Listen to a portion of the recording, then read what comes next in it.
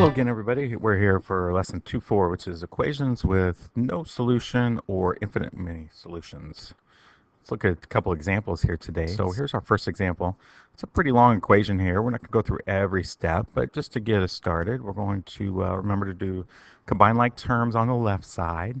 We're going to distribute the two on the right side.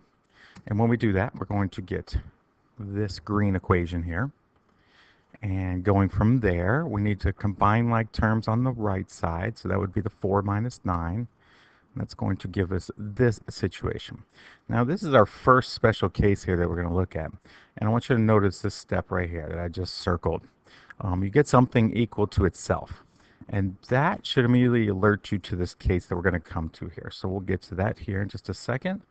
All right, so we've got that. And then once we subtract 2x from both sides, we get -5 equals -5. And that's always going to be true no matter what x we choose. So this case has infinite many solutions because whatever x value we plug into the equation will give us a true statement. So the key here is to recognize that you get something equal to itself, always. And let's look at an example. Let's just choose x equals 2. So if we were to pick a value of x and plug it in, we will always get a true statement. So here's a case where x equals 2. And we're going to see if x equals 2 is a solution by plugging it in. And we can remember that once we plug a solution in, if we get something equal to itself, then it's a solution. And it doesn't matter what x value we pick. We can pick x equals 3, x equals -1. Doesn't matter. Whatever we plug in, we will get something equal to itself.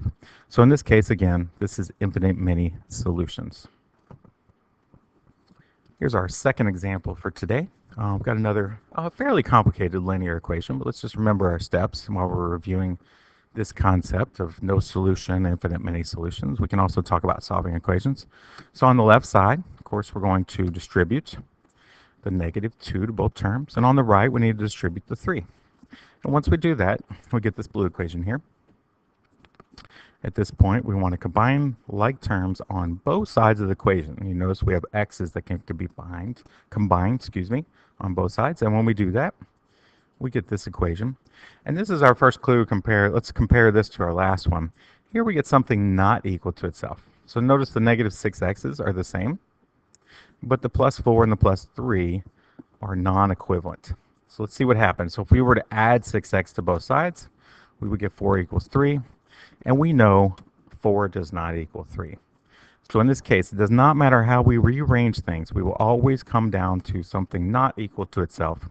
And in this case, we say we have no solution. As no matter what x I plug into this equation, I will never get something equal to itself.